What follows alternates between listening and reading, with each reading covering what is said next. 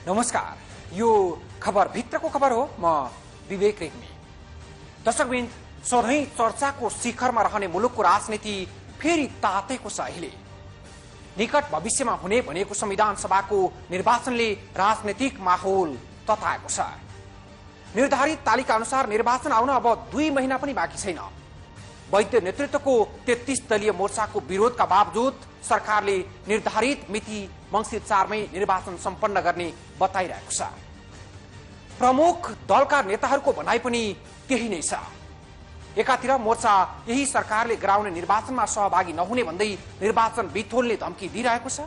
अर्कोतिर प्रमुख दलहरू वैद्य नेतृत्वको मोर्चालाई छाडेरै भए पनि मंसिरमै निर्वाचन गराउने अड्डी कसिरहेका छन्।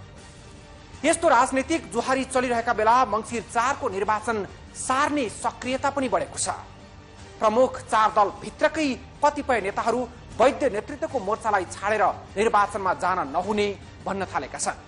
आज हामी यही सेरोफेरोमा केन्द्रित रहनेछौँ। सुरुमा यो हेरौँ।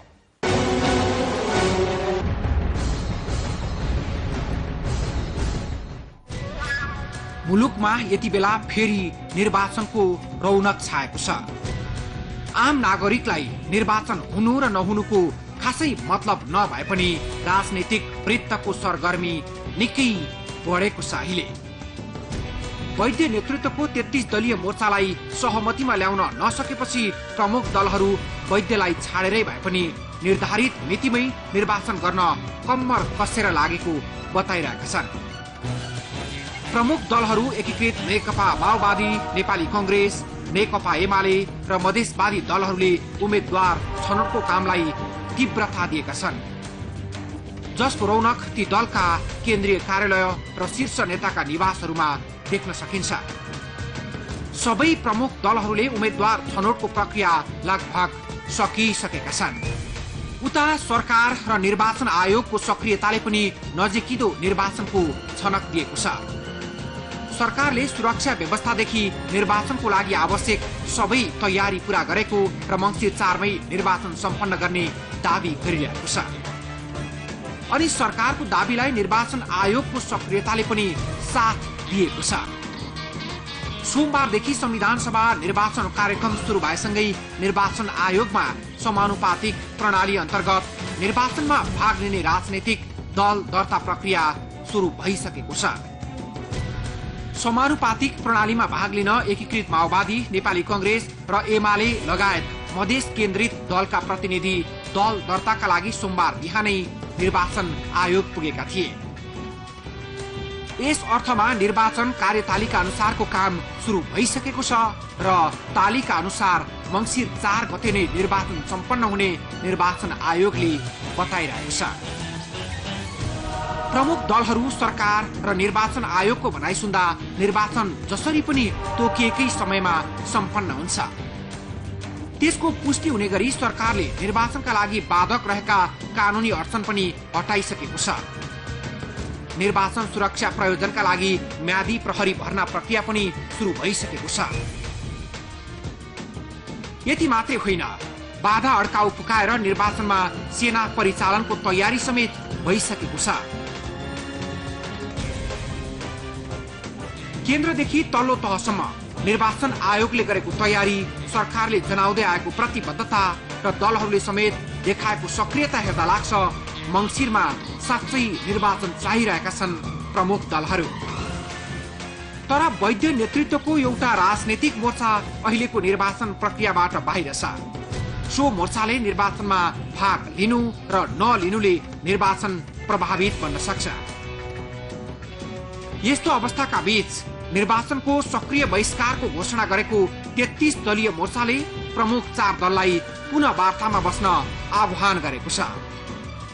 देशको विद्यमान संकट समाधानका लागि संविधान सभाको दोस्रो निर्वाचन सम्पन्न गर्न राष्ट्रिय सहमति आवश्यक रहेको भन्दै आइतबार मोर्चाले औपचारिक रूपमा वार्ताको आह्वान गरेको हो।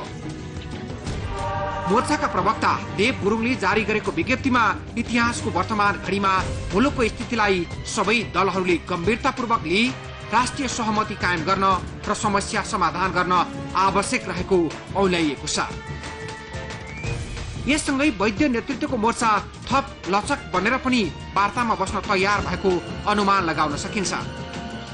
अर्कोतर्फ प्रमुख 4 दल भित्रकै कतिपय नेताहरू पनि वैद्यलाई अलग्याएर भन्दा सँगै लिएर निर्वाचनमा जानुपर्ने पक्षमा छन् र निर्वाचन मिति सारेरै भए पनि या खिलराज रेग्मीलाई प्रधान न्यायाधीशबाट राजीनामा गराएरै भए पनि निर्वाचनमा सबैको सहभागिता गराउन सक्रिय पनि बन्न थालेका छन्। विरोध गर्नेहरूले विरोध गर्नु त स्वाभाविकै थियो र उनीहरूले चुनौती दिनु पनि स्वाभाविकै थियो। तर अहिले एकीकृत माओवादीका उपाध्यक्ष नारायण काजी श्रेष्ठ लगायतका नेताहरूले नै मङ्सिर 4 मा हुने भनिएको निर्वाचनको विपक्षमा बोल्न थालेका छन्। यससँगै मङ्सिर 4 को निर्वाचन सर्ने चर्चाले राजनीतिक माहौल तातेको छ। त्यस सम्बन्धी थप चर्चा गर्छौं एकैछिनको विश्रामपछि। विगत लामो समयदेखि तपाईको सेवामा समर्पित नेपाल च्यानल्सको इजी प्याकेज। इजी प्याकेजका विशेषताहरू: नेपाली, हिन्दी र अंग्रेजी गरी 18 टिभी च्यानल्सहरू हेर्न सकिने, आइफोन, आइप्याड, स्मार्टफोन, कम्प्युटरबाट पनि हेर्न सकिने, मात्र 700 एन $7 नै उपलब्ध। तपाईको टेलिभिजनबाट हेर्नका लागि सेटअप बक्स किन्नु पर्ने, मात्र 700 एन। हजुर, अब मात्र 700 एन।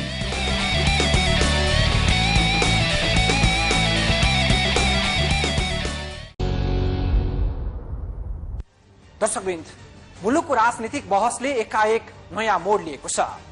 प्रमुख दलहरू र निर्वाचनको विरोधमा रहेका 33 दलीय मोर्चा बीचको बेमतीबाट अब निर्वाचन सर्न सक्ने सम्भावनाको हिसाब किताब हुन थालेको छ, जसले राजनीतिक चर्चाको पारो फेरि एकपटक बढाइदिएको छ। हुन त सबै पक्षको सहभागी बिना हुने निर्वाचनले कुनै निकास दिन सक्दैन, तर त्यसो भन्दैमा 33 दल निर्वाचनमा आउने ग्यारेन्टी नभई निर्वाचनको मिति सर्यो भने त्यो पनि सार्थक हुने छैन। त्यसैले होला सरकार तथा प्रमुख राजनीतिक दलहरू त्यही निर्वाचनको पक्षमा बोलिरहेका छन् र निर्वाचन कुनै हालतमा नसर्ने बताइरहेका छन्। र पनि प्रमुख दलभित्रकै केही प्रभावशाली नेताहरूको अभिव्यक्ति सुन्दा लाग्छ मङ्सिरमा निर्वाचन हुने सम्भावना कम हुँदै गएको छ।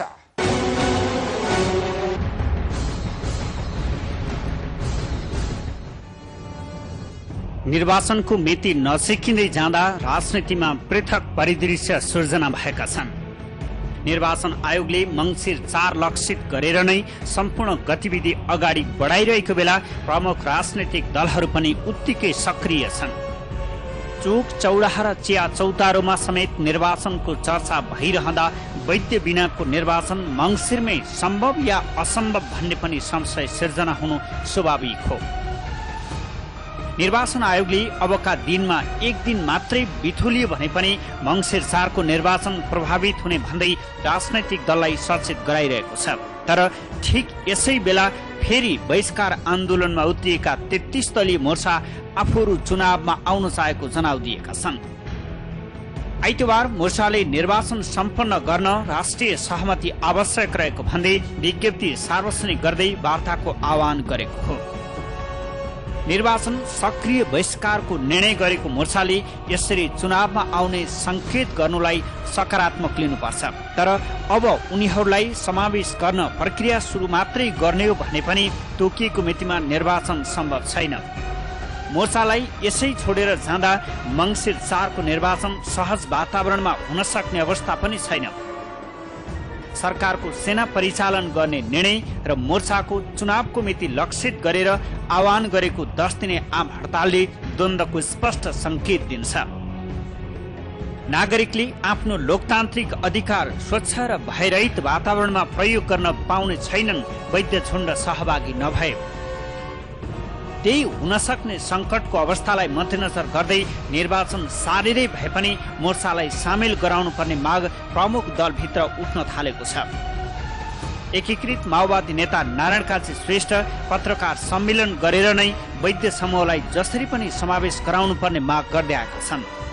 जुन बेलामा उहाँको बहिष्कारको लाइन हाबी थियो त्यो बेलामा चाहिँ धेरै कराए मान्छे वार्ता चुनाव आउनुपर्छ भनेर।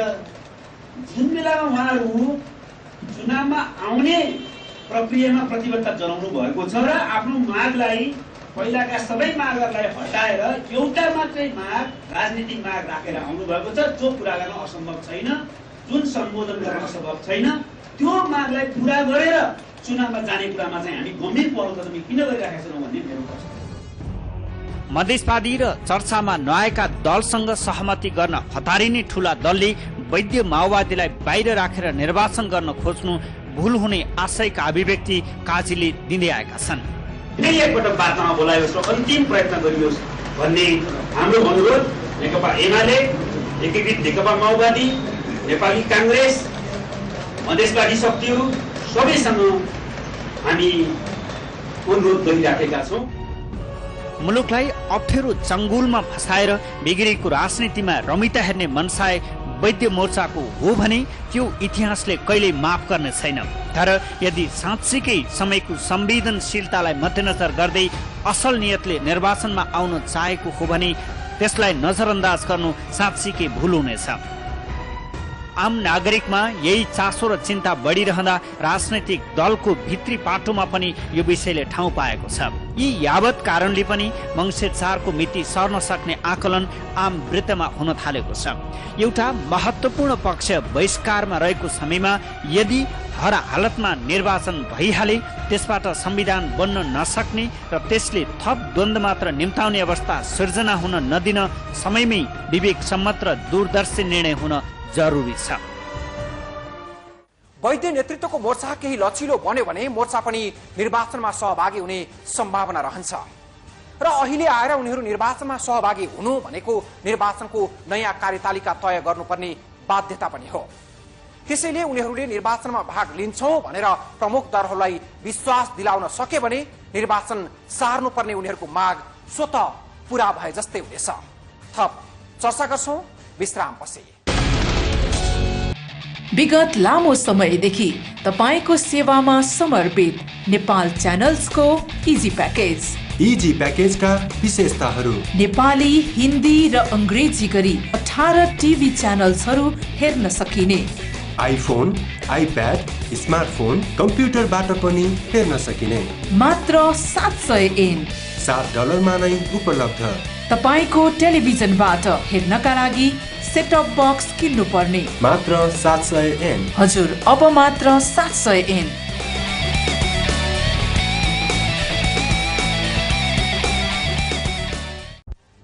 दर्शकवृन्द, प्रमुख दलहरू कुनै पनि हालतमा मङ्सिर 4 मा निर्वाचन गर्ने भनिरहेका छन्, तर अर्काथरी दलहरू कुनै पनि हालतमा निर्वाचन हुन नदिने चेतावनी दिइरहेका छन्। यही जुहारीका बीच उनीहरू बीच पुनः वार्ता हुने र वैद्य नेतृत्वको मोर्चा पनि निर्वाचनमा सहभागी हुने सम्भावना पनि देखिन थालेको छ। तर त्यो सम्भावनाले मङ्सिर 4 मा निर्वाचन हुने सम्भावनालाई भने छीड बनाएको छ। अथवा भनौं आउँदो मङ्सिरमा निर्वाचन होला र कम्तीमा अहिलेको जस्तो किचलो टुङ्गिएला भन्ने आशा निकै थमिलो बनेको छ। केही दिन अघिसम्मको निरन्तरको वार्ता विफल भएपछि वैद्य माओवादी पनि निर्वाचनमा भाग लिने अपेक्षा लगभग तुहिएको थियो। तर अहिले त्यो आशा फेरि पलाए जस्तो भएको छ। राजनीतिक चालबाजी नै सही, उनीहरूले निर्वाचनमा आउन लचकता देखाए भने प्रमुख दलहरू र सरकारले त्यसलाई लत्याउन मिल्दैन। त्यसो हुनु भनेको अर्को कोणबाट हेर्दा निर्वाचनको मिति पर सर्न सक्ने सम्भावना बढ्नु पनि हो।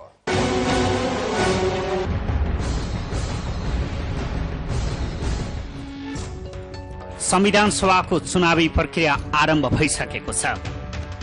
उम्मेदवार छनौट भइसकेपछि राजनैतिक कार्यकर्तामा छुट्टै रौनक छ, तर त्यो अनुसार देशैभरि चुनावको माहौल सिर्जना हुन सकेको छैन। त्यसको एउटा प्रमुख कारण हो 33 दलीय मोर्चा। चुनाव मात्रै सम्पन्न गर्नुभन्दा पनि द्वन्द्व व्यवस्थापन गर्दै मुलुकलाई समृद्ध बाटोमा अघि बढाउन दोस्रो संविधान सभाको निर्वाचनले ढोका उघार्नु पर्छ। तर वैद्य द्वन्द्वको एक फिलिङ्गो हो जसलाई छोडेर त्यो सम्भव नहुन सक्छ। नेकपा माओवादीलाई तपाईले लक्षित गर्नु भएको हो भने उहाँहरूले शान्तिपूर्ण प्रतिस्पर्धाबाट हामी अगाडि बढ्छौं, निर्वाचनमा हामी निश्चित रूपमा सहभागी हुन्छौं भन्ने कुरामा अन्य राजनीतिक दलहरूलाई विश्वसनीय किसिमले कुराहरू राख्न नसकेको कारणले गर्दाखेरि यो समस्या उत्पन्न भएको हो। योभन्दा अगाडि 4 राजनीतिक दलको तर्फबाट नेकपा माओवादीलाई उहाँहरूले अगाडि राखेका विकल्पहरू र मागहरूका सम्बन्धमा वार्तामा बसेर समस्या समाधान गर्न आह्वान गरिएकै हो। जहाँसम्म उहाँहरूले राखेका, जस्तो उदाहरणको लागि वर्तमान मन्त्री परिषदका अध्यक्षले प्रधान न्यायाधीशको पदबाट राजीनामा गर्नुपर्ने, उच्च स्तरीय राजनीतिक समितिलाई भङ्ग गर्नुपर्ने जस्ता कुराहरूमा पनि राजनीतिक दलहरू धेरै लचिलो भएर प्रस्तुत भएकै हुन्।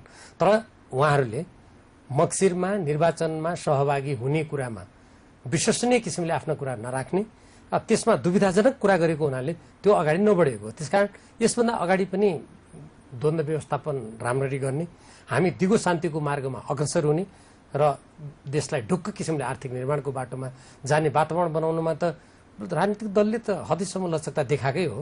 र अब त्यो लचकता देखाउने स्थिति धेरै छैन।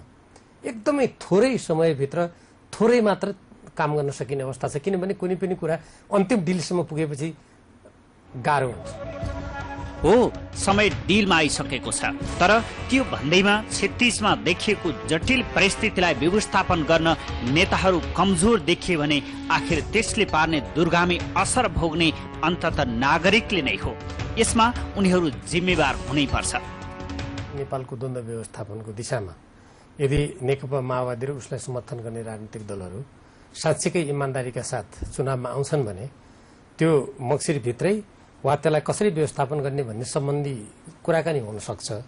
तर अब निर्वाचन नगरेर त देशले निकास पाउँदैन भन्नेमा राजनीतिक वृत्त र अरू पनि विश्वस्त पछिल्लो कालमा आएर उहाँहरूले अब निर्वाचनभन्दा अन्यत्र गइयो भने त्यसले ठुलो क्षति हुन सक्छ भनेर अलिकति भित्रबाट महसुस गरेको हो कि जस्तो आभास हामीले देखेका छौँ।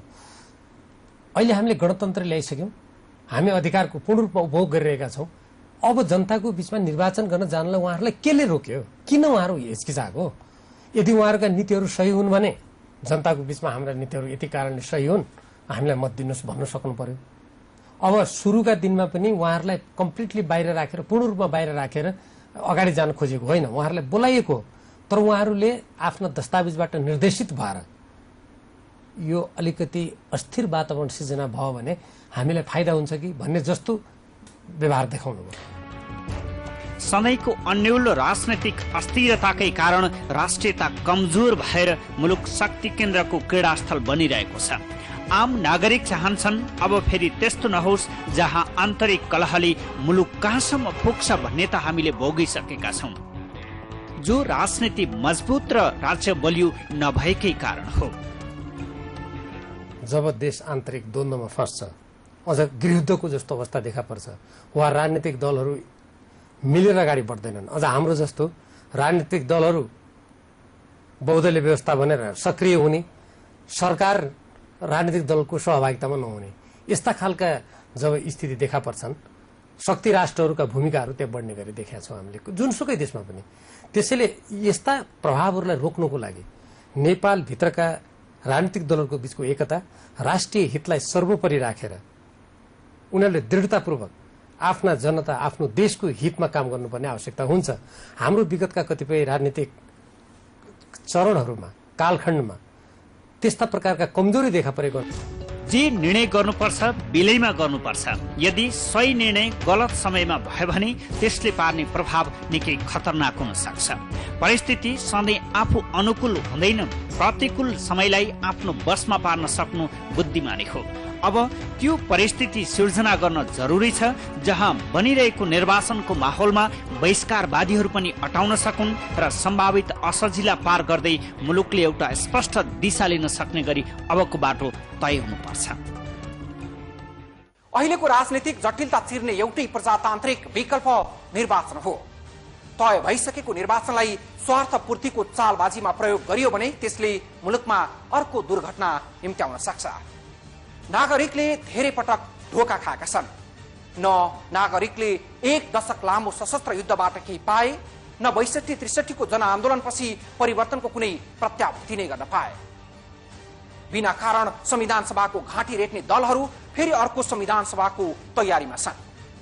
दलहरूबाट गुमेको विश्वास पूर्ण रूपमा फिर्ता हुन त कसै गरी पनि सक्दैन। र पनि निर्धारित समयमै निर्वाचन सम्पन्न हुन सक्यो र सबै पक्षको चित्त बुझ्ने गरी अनि सबै पक्षको सहभागिता हुने गरी निर्वाचन हुन सक्यो भने त्यसले उनीहरूको विश्वास केही भए पनि फर्काउन सक्छ। हवस् त, आजको लागि खबर भित्रको खबर यति नै। भोलि नयाँ विषयका साथ उपस्थित हुनेछौँ। खबर भित्रको खबरको लागि हेर्दै रहनुहोला एबी न्यूज टेलिभिजन। नमस्कार।